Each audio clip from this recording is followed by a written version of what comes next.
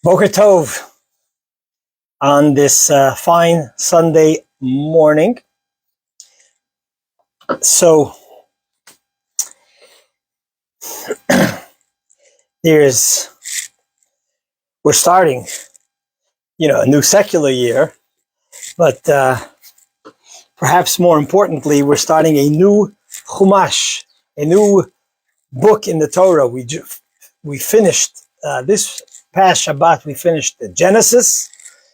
We finished the last portion, Vayechi. We all in the synagogue together announce Chazak, Chazak, v'nit chazek, be strong, and we will be strengthened. And we did so by reading the Torah. So everything that comes our way, especially challenges that we have as a people, as a nation, as a Jewish people, we always turn to the Torah for insight, for strength, for guidance, for inspiration. So we shall do so again this week. First, as we always do, we'll start the class with a little tzedakah, with a little charity, with a mitzvah. So Hashem blesses us. Let me pick this up and put some tzedakah. You could trust me. Yeah, I don't know if you heard that. And we put a little tzedakah. Now let's say a bracha. If you have your own coffee, let me make sure the mic is working. I guess it is. Let's say a bracha. If you have your own coffee, make your own blessing. If not, answer Amen. Baruch atah Adonai Eloheinu melech haolam shehakol niya bidvaro. Okay, this week's Torah portion begins Parsha Shmot. Begins with the telling the story of after the passing of Jacob and the 12 tribes and so on, Reuven, Shimon, Levi, and it talks about the beginning of the exile of Egypt. It is the first time that collectively as a people, as a nation, that we find ourselves in diaspora, in exile in a foreign country. And Torah, as the word Torah, as we said so many times, Torah is not just a history book. Torah means a guide. It teaches us how to live and how to respond to challenges that come our way. So today we are in the diaspora. Even living in Israel, we are in the diaspora. That's perhaps a discussion for another time. And I want to just read some verses in the Torah and glean guidance and so on to the two issues that we find in the Torah and what we could take from the portion to give us strength and guidance. One thing, the two primary challenges that happen when we leave our country, we leave the Holy Land, we go into diaspora, we go into exile. There are two challenges that we have had to deal with over history, over the years of exile. One is assimilation where the host country, either based on persecution or based on kindness, and the lure of the host country that we're in, that we assimilate, rather than maintaining our identity as a Torah nation, as we receive the Torah at Mount Sinai. This is not to say that we don't appreciate and we are not loyal citizens, patriotic citizens to our country. Of course we are. But that does not mean that we lose our identity of who we are and the mission and purpose as a Jewish people. So that's one of the challenges. The other challenge, of course, is the age-old antisemitism that keeps on coming back again and again, as we are experiencing now, even more so in the last couple of years. And here we find in our Torah portion, we find both those things occurring, and we find the anecdote that the Torah tells us. So the Torah begins, let me read the holy words of the Torah. Ve'ele Shmot, this is the way it starts the portion of the week. Ve'ele Shmot b'nei Yisrael, these are the names of the children of Israel, Habayim Mitzrayma, that are coming to Egypt. Et Yaakov ishu be'sebo, with Yaakov, they each came with their family. It's a very loaded verse, and in some ways this is a total repetitive verse. We know already the names of who came to Egypt. It's mentioned before in Genesis. Nevertheless, he mentions all the names again, Reuven, Shimon, and Levi, all the names of the tribes. We know this already. He also tells us, let me put the Chumash over here so I don't have to turn my head away. He also tells us they came with Jacob. We know this. They came with their families. It seems to be that this whole verse is almost superfluous. And then the Torah tells us just a couple of verses down, the Torah tells us, Vayamos Yosef, Yosef died, V'cholach of all his brothers, V'chol Hadorahu, and that entire generation. And the Bnei Yisrael, the children of Israel, Paru, Vayishritzu, the Torah goes on to tell us how they multiplied exceptionally. And then the Torah says in verse 8, in verse Ches, Vayokam melech chodesh al Mitzrayim, a new king rose in Mitzrayim, in Egypt, Asher lo yodas Yosef, that did not know Joseph. Vayomer al Bnei Yisrael, Vayomer al Am, he told his people, his nation, the Egyptians, Hine am Bnei Yisrael rav v'yotzam imenu. The nation of Israel are greater and stronger than us. Hava neschak malo, let's outsmart them. Pen yirbe, perhaps they will even further multiply and they will turn against us. And then they started by enslaving them, putting extra taxes on them, and eventually the genocide of throwing the babies into the Nile and so on. So here we see, first the Torah mentions to us the opening verse, Shmot Bnei Yisrael, the names of the Jewish people. Then the Torah actually lists the names. Then the Torah tells us, Vayokam melech chodesh. It's very interesting. The Torah over here is giving us right away the anecdote or the refuah, the remedy before the makkah, before the plague, before the calamity. The Torah tells us before the illness, before the sickness, before the attack. The Torah tells us, yes, it begins the Egyptian exile. You know how? It didn't happen immediately. It happened first with Vayokam melech chodesh, a new king arose. And as Rashi gives us two opinions, we'll take the one opinion as it pertains to our discussion, that it wasn't actually a new king. It was a king that ignored the contribution of Yosef and the Jews to Egypt, that Yosef practically, totally saved them from a famine that consumed the entire world. He saved Egypt. He turned it into the most prosperous superpower. And yet, at some point, all that did not help. Vayokam melech chodesh, says Rashi, taken from the Talmud, a new king. He totally ignored, new not in the literal sense, but he was like new in the sense that he ignored totally the contribution of Yosef and his people. And how did he start what led to the genocide and the killing of the Jewish babies? He first started with the rhetoric. He started with the rhetoric and saying, look, they are a threat to us. They will harm us, even though nothing changed. Not only nothing changed, on the contrary, from the perspective of the Jewish people, they were loyal citizens and did whatever they could do to help and support Egypt. But anti-Semitism first starts just with rhetoric. The rhetoric then turns to actual planning. It's not just rhetoric, to planning and how to harm the Jewish people. And eventually, sadly, tragically, there was the killing and the violence against the Jewish people and the total enslavement. So that is the Torah telling us already at the first exile of how the progression happens, which is why, today we see this. It's pretty incredible. People who have been at our side and we've relied upon, and all of a sudden are turning against the Jewish people and have turned against the Jewish people. And it starts with rhetoric and tragically and sadly ends off with actual violence.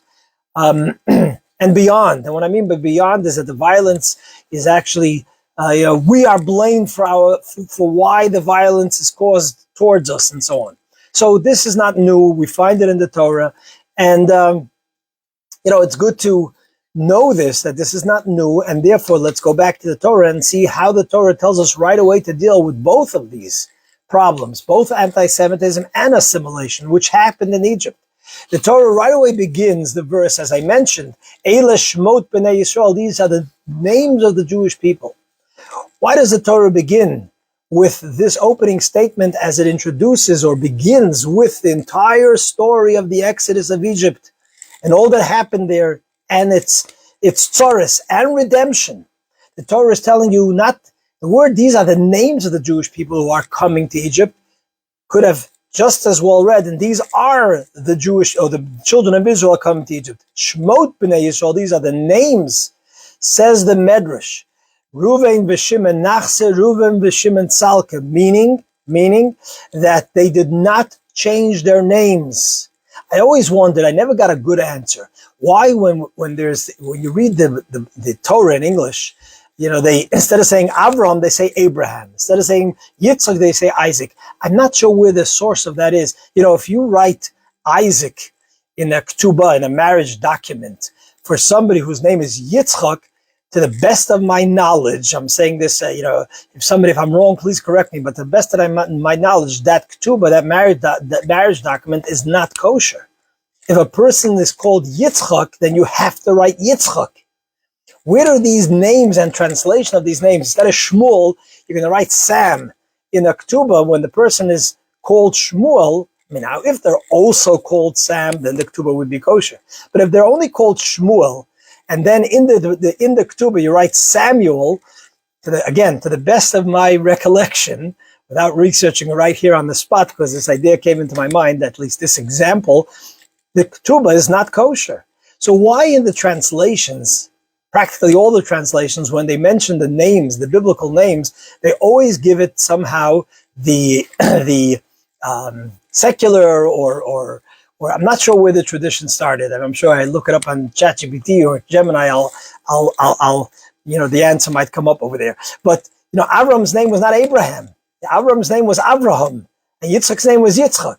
And here the Torah is telling us, Ve'ela Shmot b'nei Yisrael. You know how the Jews and the children of Israel made sure that they should not assimilate in Egypt? They maintained, says the Medrash, their Jewish names. I mean, to give a practical example, you're in college and you're the age of dating, and someone introduces herself or himself to you, and you're a fine Jewish man, Jewish woman who should and is only marry a fellow Jew. Your spouse should be Jewish, 100%. So, if you're dating and someone asks you, okay, so what's your name? And you say, well, my name is Mo, or my name is, Jack, or whatever it is. But if you say, my name is Moshe, my name is Yaakov, my name is Ruvain, that immediately sends a certain message that this is who I am, this is how I identify myself, this is how I represent myself, this is who I am. A name goes deeper than just a label. And so the Torah is telling you, Shmot b'nei Yisrael, they came down and they clearly identified themselves. My name is Reuven. My name is Avraham. My name is Moshe. This in itself was a barrier or a protection against assimilation. Then the Torah continues and says, Haboyim b'nei Yisrael, they were the children of Israel. And by the way, Yisrael, and even though right afterwards he says, Eis Yaakov, they came with Yaakov, and here he says, Yisrael. Yisrael, Jacob had two names, Yisrael and Yaakov. Yisrael represents the higher level, meaning even when coming down to Egypt, you remember who you are. Yisrael. I am Yisrael is, as the verse says in Genesis, that you have battled, you have struggled both with angels and with fellow human beings, and you were victorious. We have to remember who we are and our inner, deeper strength, not to be intimidated, not to back down, not to hide, not to be ashamed.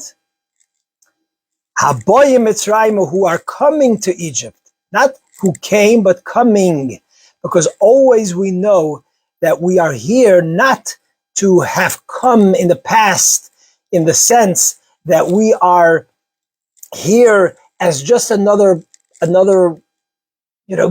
totally assimilate into the culture or value system of where we are in, but on the contrary, and we always know that we are currently coming in the sense that we have a godly mission. We are here to influence, not to be influenced. And how do we do that? The verse still continues in the first verse. Eis Yaakov, we always know we came with Jacob, our father, the third of the patriarchs, who came down to Egypt. And we always know that we're coming with Jacob. Our role model, who we look up to, is not by saying, okay, our grandparents came from Poland, came from Ukraine, came from Russia, but we, have no connection. We have moved forward. We've progressed. But no, we always look back and know that our origins, our connection to Yaakov, that's who we are. We're proud of that. We have adopted those teachings, internalized, and recognized how important it is to our family, which why the verse continues, it says, Eshu Beisai, Bo, they came with their family. One of the most powerful, important strengths of who we are as a people is the structure and the strength of the family, and how we live as a family, how we value family, how we cherish family, how we go ahead and perform our Yiddishkeit, our Judaism, our Torah learning, our tradition, our mitzvahs as a family unit. That's such a powerful strength that we have, that we need to incorporate into our lives. It is these things that the Torah says immediately before it tells us about anti-Semitism, before it tells us about exile, because it is these values and cherishing and understanding that. It is such an important lesson for us living here in the Western world. We're visiting the United States. We are so blessed. This country has been an incredible blessing. But the country's blessing is that it allows us to maintain and to be who we are. That's what freedom of religion is. That's what freedom of expression is. It allows us to be who we are. So this is what the Torah tells us. In fact, interestingly enough, I'll mention one more point, that the Torah begins to tell us that Pharaoh made a decree, and his objective was to get rid of the Jewish kindalach, of the Jewish children. What did Miriam and Yocheved, the famous mother of Moses and sister of Moses, what did they do? They defied Pharaoh's decree, and they made a great effort to have even more children. And this is a reference to something else that we've spoken about more than once, how important it is. The greatest blessing is to have more children. You have a home based on Jacob, based on Jacob's values, based on strong family, the obligation to have children that are raised in that environment increases, because we need good people. We need godly people. We need people who can take the values, the beautiful values, the absolute values of Torah and Judaism, and make the world, the entire world, a better world. So the Torah over here, in just a couple of small sentences, if you pay attention, tells us about how the problem occurs and what our enemies, how they go about it. Interestingly enough, the Medrash tells us, this is an approach in the Medrash. The question is, why anti-Semitism? Why does God allow? Where does it come from? And I have many answers, and there's been so much discussion and insights and research and so on and so forth. Here you see a couple of things. Number one, it's not what the Jews did. The Jews didn't all of a sudden decide to rebel against Pharaoh that caused the anti-Semitism. It was just all of a sudden Pharaoh, because of the success and the help of the Jewish people, that he started to feel threatened. And the answer was not, okay, therefore, let us diminish, let us assimilate. The answer was on the contrary. Miriam and Yocheved had total misirat nefesh, total self-sacrifice. They put their life on the line to be able to produce more proud Jewish kindalach, Yiddish kindalach, who are part of this Shmot B'nai Yisrael. These are the names of the B'nai Yisrael, Yaakov, those who are connected and are proud of where they come from, and they live according to those values passed on by Jacob. That is the anecdote. And so the Medrash, going back to what I wanted to say, the Medrash says one of the reasons for the Egyptian irrational hatred to the Jewish people was exactly that,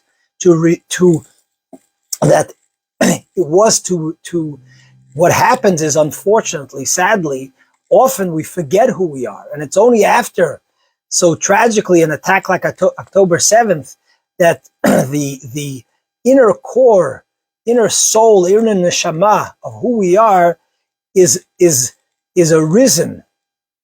Is that word correct? In the most powerful, beautiful, potent way.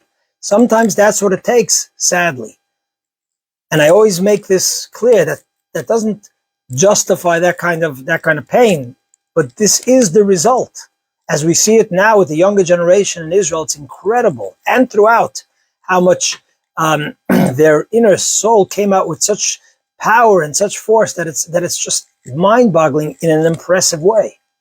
So the Medrash already, by the first anti-Semitism directed towards our people in Egypt, the Medrash tells us the reason why we became disgusted in the eyes of the Egyptians, no matter what we did beneficially for Egypt, was so that we do not forget who we are, so that we do not assimilate. So these are beautiful short lessons from the Torah portion that we're about to read. It also tells us, what's the takeaway? That the response is, as Miriam and Yocheved, which in their honor, because they had that response, Moses was born, who redeemed the Jewish people from Egypt, which is why we are here today, receiving the Torah and being a nation throughout history, was because of these two mothers who decided we're not going to assimilate. We're not going to heed the decrees of Pharaoh. That is a everlasting, eternal lesson for us in our own, starting with ourselves, in how we behave, how our family behaves. May Hashem help that as we take this message, and just like then it led to the redemption of Egypt, the Geula, so too may the promise of our prophets, which is the Geula Hamitit Vashlema, the complete and final redemption, occur as a result of so much of this lesson that we will continue to learn and implement. And as the Talmud says, every single time a child is born, you bring the Geula, you bring redemption closer. And the other messages discussed here in this class, which are so necessary, important, and uplifting and meaningful to our life and the lives of our family. Have a fantastic week. Please share these words of Torah with your sort of social friends, your friends, etc., etc.